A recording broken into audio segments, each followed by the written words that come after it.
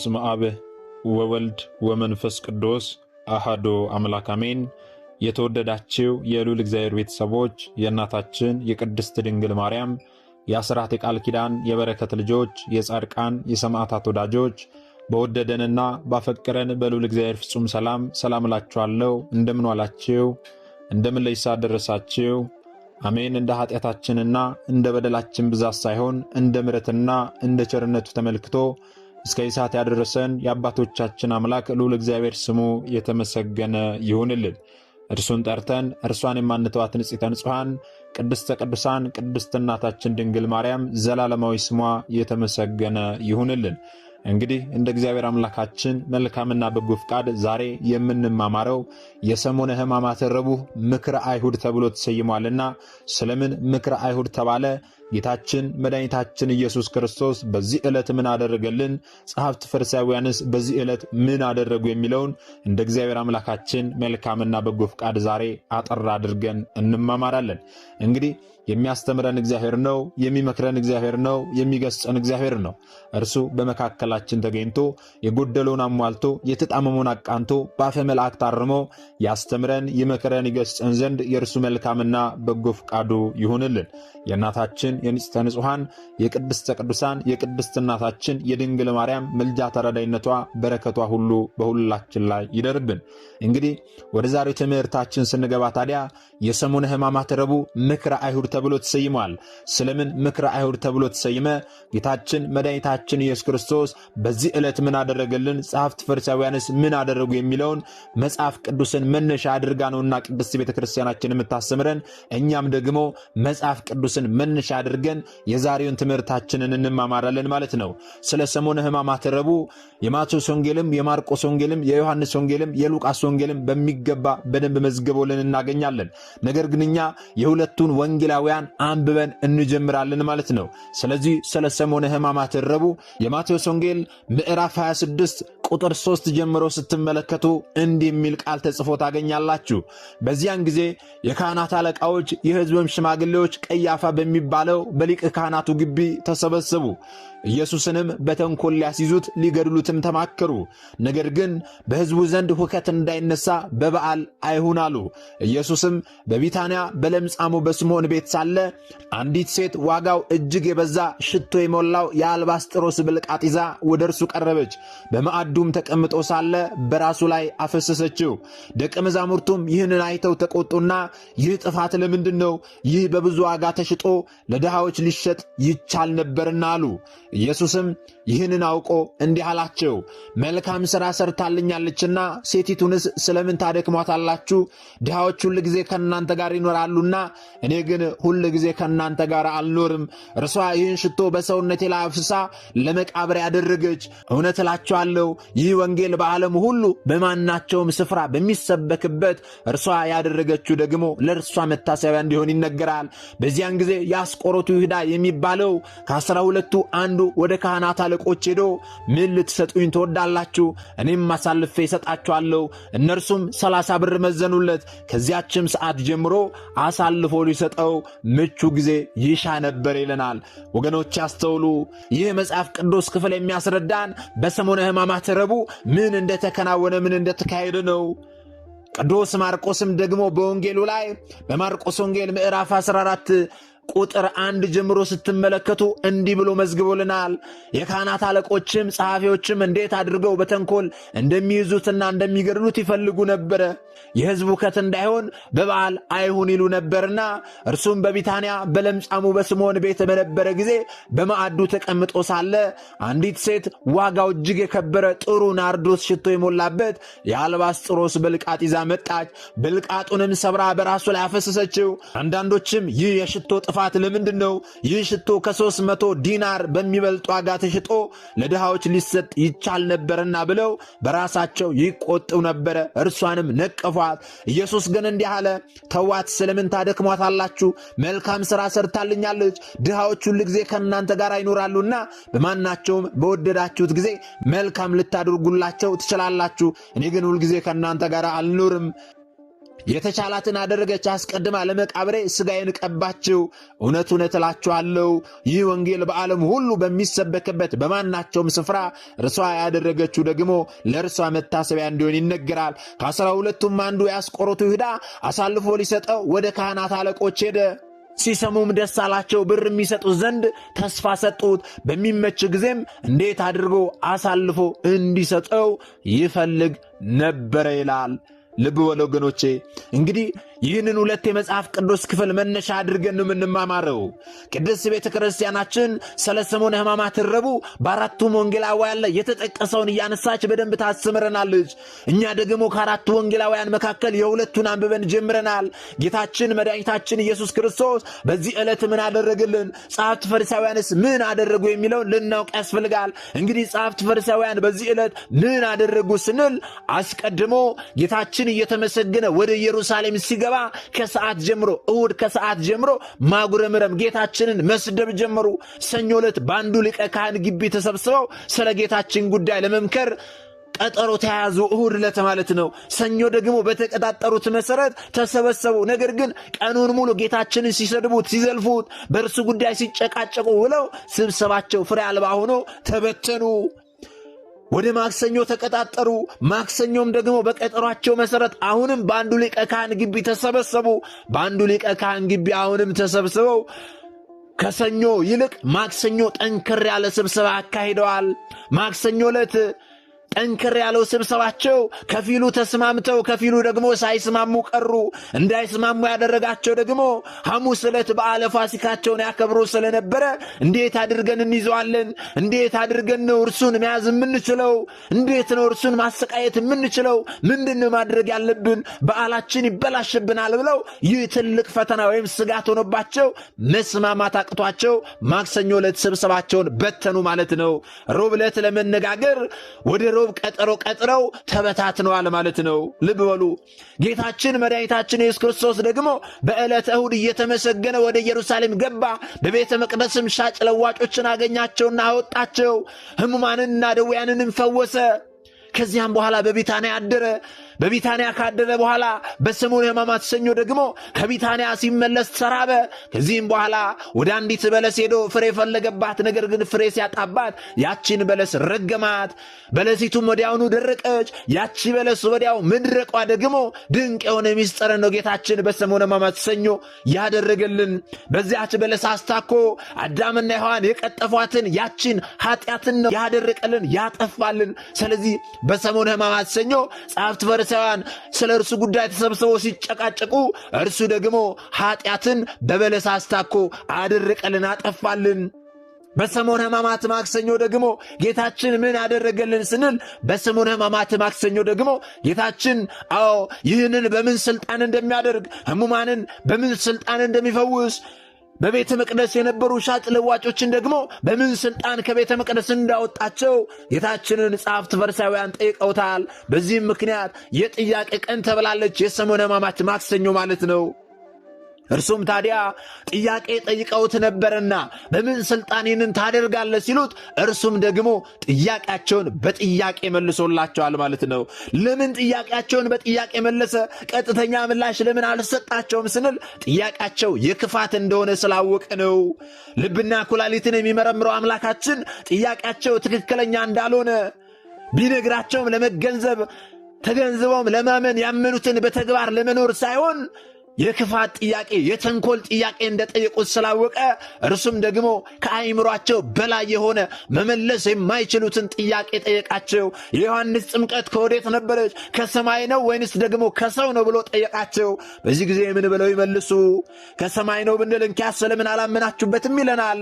ከሰው ነው ብንል ደግሞ ብዙ ሰዎች እርሱን ይከተሉት ነበርና ሕዝቡ ይነሳብናል ብለው ፈርተው አናውቅም ብለው መለሱለት። በዚህ ጊዜ እንደዛው እስከሆነ እኔ የጠየቅኳችሁን ጥያቄ እናንተ ማትመልሱልኝ ከሆነ እኔም ደግሞ ይህንን በምን ስልጣን እንደማደርግ አልነግራችሁም ብሏቸው ዝም አሰኛቸው። ጸሐፍት ፈሪሳውያን ይህንን ጥያቄ ጠይቀው ጥያቄያቸውን በጥያቄ ስለመለሰ የጥያቄ ቀን ይባላል ማክሰኞ።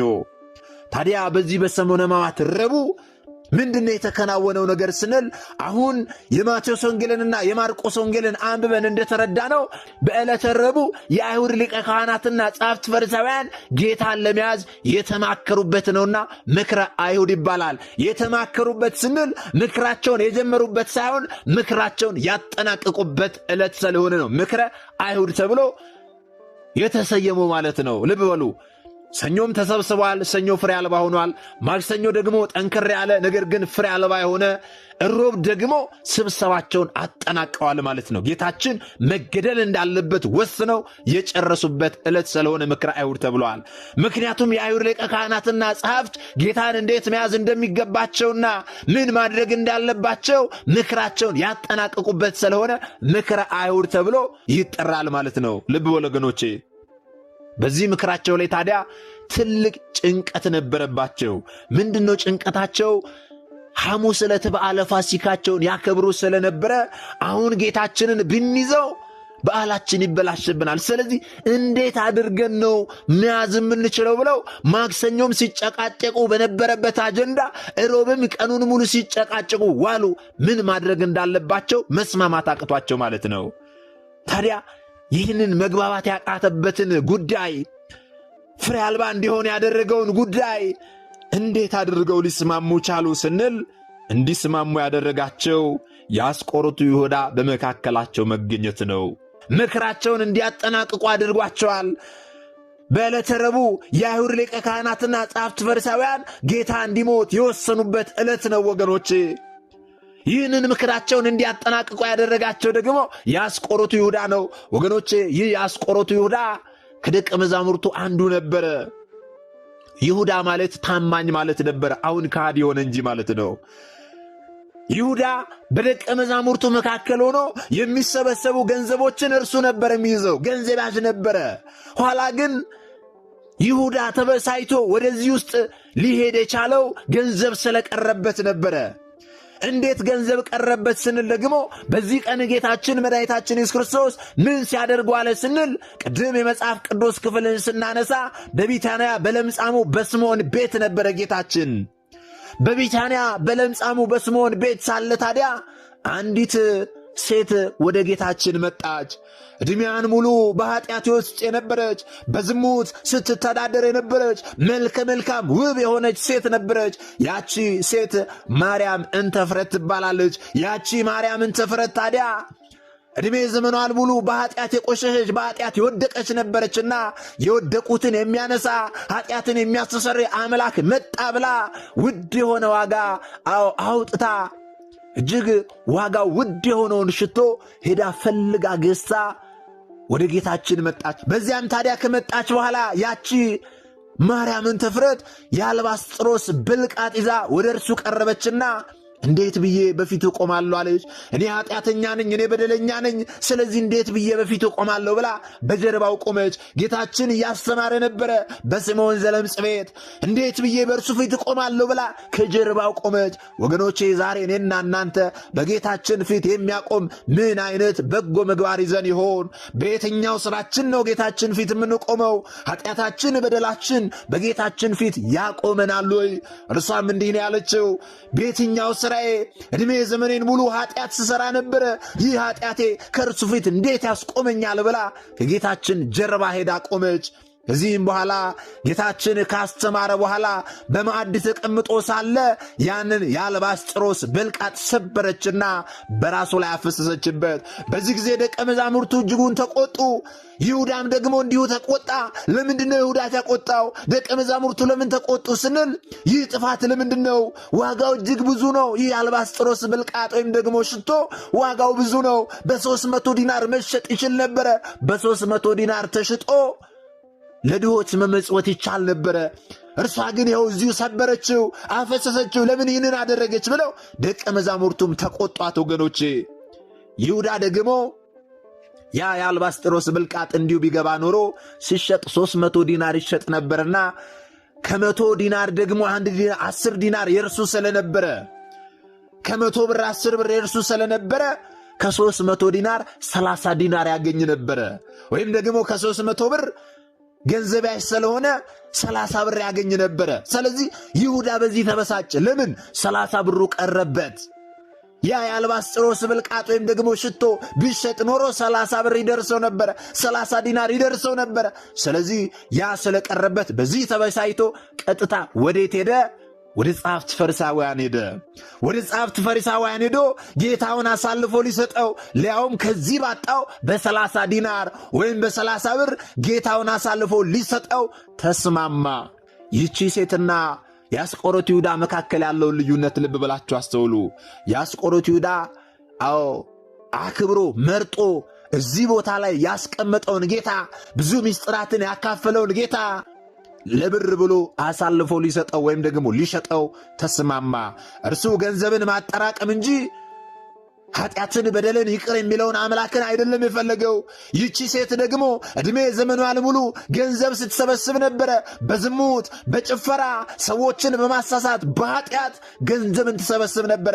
ነገር ግን ያ የሰበሰበችው ገንዘብ ምንም እንዳላደረገላት ኃጢአቷን በደሏን ሁሉ ማስተሰረይ እንደማይችል ስላወቀች በዚያ ገንዘቧ ሰብስባ ያላትን ገንዘብ ሁሉ ሰብስባ ውድ የተባለውን በጣም ውድ የሆነውን ሽቶ ገዝታ አምጥታ ለገንዘቧ ሳትራራ ለጌታ ይገባል በደሌን ኃጢአትን ይቅር ቢለኝ ብላ በደልንና ኃጢአትን ይቅር ወደሚለው አምላክ ሄዳ ያንን የአልባስጥሮስ ብልቃጥ ሰብራ በራሱ ላይ አፈሰሰችበት። ከዚያም በኋላ በእግሮቹ ስር ተደፍታ በእንባ እግሩን አጠበችው። እግሮቹ በእንባ ሲርሱ ደግሞ በፀጉሯ እግሮቹን አበሰችው። ወገኖቼ ይህንን አደረገች። ይቺ ማርያምን ተፍረት የተባለች ማለት ነው። ማርያምን ተፍረት ማለት ባለሽቷ ማርያም ማለት ነው። ይቺ ባለሽቷ ማርያም ጌታችንን ፍለጋ ኃጢአቷን በደሏን ሁሉ ይቅር ሊላት ወደ ክርስቶስ መጣች። የአስቆሮቱ ይሁዳ ደግሞ ጌታችንን ለመሸጥ ወደ ጸሐፍት ፈሪሳውያን ሄደ። አስተውሉ በመካከላቸው ያለውን ልዩነት። ታዲያ ትልቅ ፈተና ሆኖባቸው የነበረውን ነገር በመካከላቸው ተገኝቶ የአስቆሮቱ ይሁዳ ለጸሐፍት ፈሪሳውያን አቀለልላቸው። እኔ አሳልፌ እሰጣችኋለሁ፣ እናንተ በዚህ ምትክ ምን ታደርጉልኛላችሁ አላቸው። 30 ዲናር መዘኑለት፣ ወይም ደግሞ 30 ዲናር እንሰጣለን አሉት።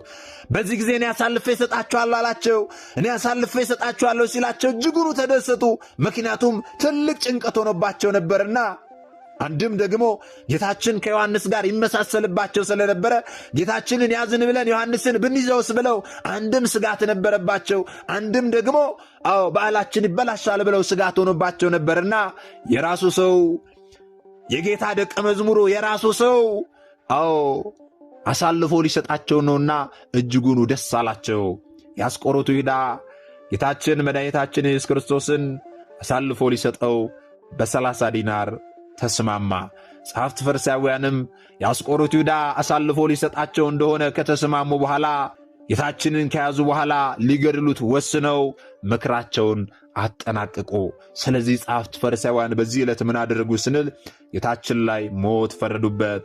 ጌታችንን ሊገድሉት ወሰኑበት፣ ምክራቸውን አጠናቀቁበት። የአስቆሮቱ ይሁዳም ደግሞ በ30 ዲናር ጌታውን አሳልፎ ሰጠ።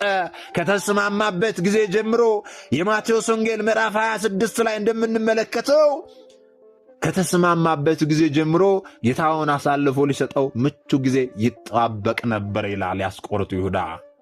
ጌታችን መድኃኒታችን ኢየሱስ ክርስቶስ ደግሞ በዚያ በስምዖን ዘለምጽ ቤት ቁጭ ብሎ ሳለ መላ ሕይወቷን ለዝሙት አስገዝታ ትኖር የነበረችው ማርያምን ተፍረት ወይም ደግሞ ባለሽቷ ማርያም ከእንግዲህ ወዲህ በኃጢአት ተበላሽቶ ይኖር የነበረውን ሕይወቴን እንደዚህ መልካም ሽቶ የሚያጣፍጥ ኃጢአትን ይቅር የሚል አምላክ መጣ ስትል ዋጋው እጅግ በጣም ውድ የሆነ ከ300 ዲናር በላይ የሚያወጣ በአልባስጥሮስ ብልቃጥ የተመላ ሽቶ ይዛ ወደ ጌታችን በመሄድ በፀጉሩ ላይ በማርከፍከፍ ቀባችው፣ አፈሰሰችበት። በዚህም ምክንያት ይህም ቀን ታዲያ የመልካም መዓዛ ቀንም ተብሎ ይጠራል። ወገኖቼ አፈሰሰችበት። ይህንን ብቻ አይደለም ያደረገችው።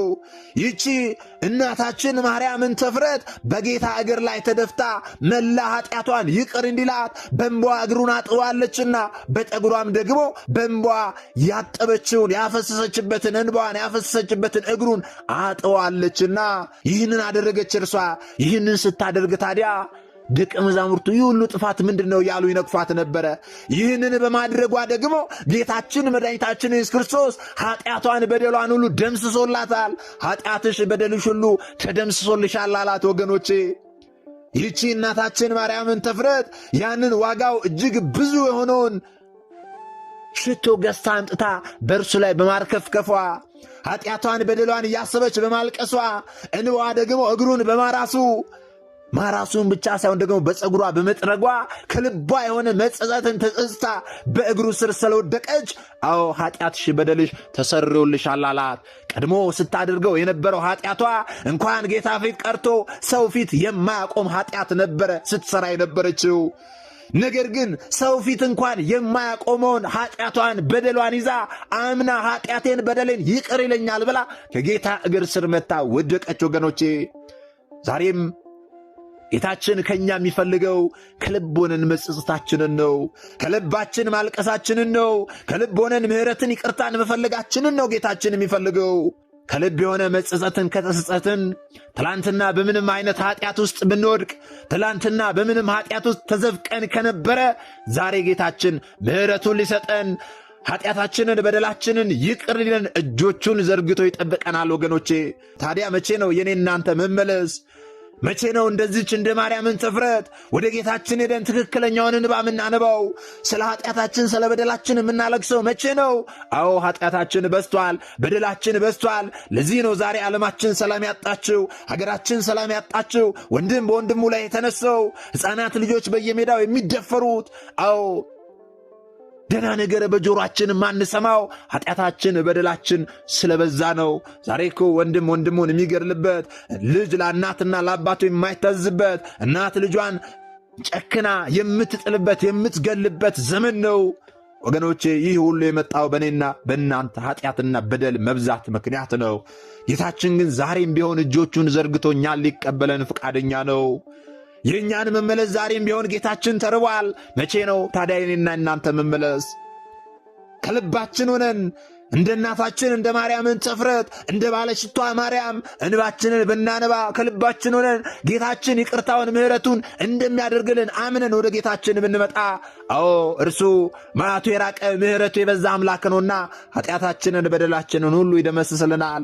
ይህች ማርያምን ተፍረት ቀድሞ የኃጢአት ሥራዋ ይቅርታ የሚያሰጥ ያልመሰላት ለብዙ ዓመታት ራሷን በኃጢአት ሕይወት ስታስተዳድር የነበረች ናት። ነገር ግን ወደ ጌታ መጥታ ያንን በማድረጓ ኃጢአትሽ በደልሽ ተሰርዮልሻል አላት።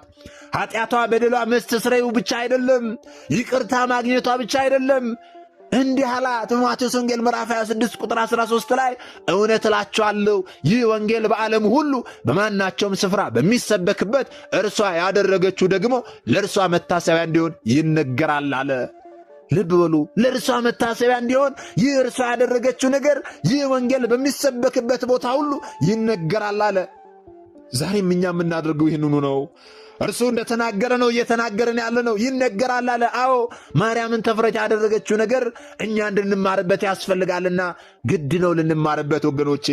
ስለዚህ የአስቆሮቱ ይሁዳንና የዚች የማርያምን ተፍረትን ነገር እያነጻጸራችሁ ስትመለከቱ የአስቆሮቱ ይሁዳ ገንዘብን መሰብሰቡን ብቻ ነው የተመለከተው። ያንን በማድረጉ ጌታውን አሳልፎ በመስጠቱ ገነትን ያጣው፣ ከጌታ እቅፍ ነው የወጣው። ይህቺ ማርያምን ተፍረት ደግሞ ገንዘብ አላፊ ጠፊ መሆኑን ተገንዝባ ያላትን ሁሉ ሰብስባ ውድ የሆነውን ነገር ገዝታ ለጌታችን በማምጣቷ አዎ ወደ ገነት የምትገባበትን መንገድ ነው ያመቻቸችው። ወደ ገነት መግባቷን ነው ያረጋገጠችው። ወደ ጌታ እቅፍ ነው የገባችው። ዛሬም ሀብት ንብረት ያለን ሰዎች በሀብት በንብረታችን ምንድን ነው እያደረግን ያለ ነው? ሀብት ንብረት የሚሰጠው እርሱ ነው። እንደ ይሁዳ ሻጭ ለዋጭ ሆነንበትን ያለ ነው ወይንስ ደግሞ ለእግዚአብሔር ቤት ወይንስ ደግሞ የተራበ እያበላን እየተጠማ እያጠጣንበት መልካም ነገር እያደረግንበት ነው? ሰማያዊ ቤታችንን እየሰራንበት ነው ወይንስ ደግሞ ሰውና ሰውን በማባላት ሰውና ሰውን ለማገዳደል እያወጣ ነው እየተጠቀምነው? የሰማይ ቤታችንን እየዘጋንበት ይሆን ያለ ነው? ይህንን በደንብ ልትማሩ ያስፈልጋል። ይሁዳ ገንዘብን በመሰብሰቡ ገንዘብን በመውደዱ የሰማይ ቤቱን መንግሥተ ሰማያትን በራሱ ላይ ዘጋ። ይህቺ ማርያምን ተፍረት ደግሞ ያላትን ገንዘብ ሁሉ ሰብስባ ውድ የሆነውን ነገር ገዝታ ወደዚህ በማምጣቷ ለጌታችን በማምጣቷ ወደ ጌታ አቀፍ ገብታለች። የሰማይ ቤቷን ሰርታለች ወገኖቼ። ስለዚህ ዛሬም ቢሆን እያደረገን ያለነው የትኛውን ነው የሚለውን ቆም ብለን ልናስብ ያስፈልጋል። መስማት ብቻ ሳይሆን የሰማነውን በሕይወት ልንኖረው ያስፈልጋል። ጌታዬ በዚህ ዕለት ምን አደረገልኝ ስንል፣ አዎ ስለ እኔ ሊሞት ሞት ተፈረደበት። ጌታችንን ሊይዙት ሞት ፈረዱበት። ዛሬ ቅድስት ቤተ ክርስቲያናችን ከሰሙነ ሕማማት ባሉት ረቡዕ ላይ እንድንጾም ሥርዓትን ሰርታልናለች። ምክንያቱም ይህች ዕለት ጌታችን ላይ ሞት የተወሰነበት ሞት የተፈረደበት ዕለት ነው ወገኖቼ። ጌታችን ስለ እኔና ስለ እናንተ በ30 ዲናር ሊሸጥ ተላልፎ የተሰጠበት ዕለት ነው። የተስማሙበት ዕለት ነው ወገኖቼ። ጌታችን ንጹሕ ሆኖ ሳለ በደል የሌለበት ሆኖ ሳለ በፈጠራቸው ፍጥረታት ሊገደል ሞት የተፈረደበት ዕለት ነው። ስለ እኔና ስለ እናንተ ሲል ጌታችን ሞት ተፈረደበት በዛሬው ዕለት። በ30 ዲናር ጌታችን ተላልፎ ተሰጠ። ይህንን የተማርነውን ደግሞ ላልተማሩ እህት ወንድሞቻችን ልናስተምር ያስፈልጋል። ምክንያቱም እኛ የተማርነውን አስተምረን ቢሆን እኛ ያወቅነውን አሳውቀን ቢሆን ኖሮ ማንም ሀብተ ወልድና ስመ ክርስትና ሰጥታ ማኅተብ በአንገቱ ላይ ካሰረችበት ከቅድስት ቤተ ክርስቲያን ወጥቶ ወደ ሌሎች ሃይማኖት ተቋማት ባልሄደ ባልገባ ነበር። ነገር ግን እኛ የተማርነውን ስለማናስተምር ያወቅነውን ስለማናሳውቅ ብዙ እህቶቻችንና ወንድሞቻችን እየሳቱን ያሉትና የሳቱትንም ለመመለስ ያሉትንም ለማጽናት አሁን ላይ የተማርነውን ወደፊትም የምንማረውን የቤተ ክርስቲያናችንን አስተምሮ ልናስተምር ያስፈልጋል ማለት ነው። ይህንን እንድናደርግ ደግሞ እርሱ አምላካችን መድኃኒታችን ኢየሱስ ክርስቶስ ሁላችንንም ይርዳን። የሰማነውንም በዝነ ልቦናችን ያሳድርብን።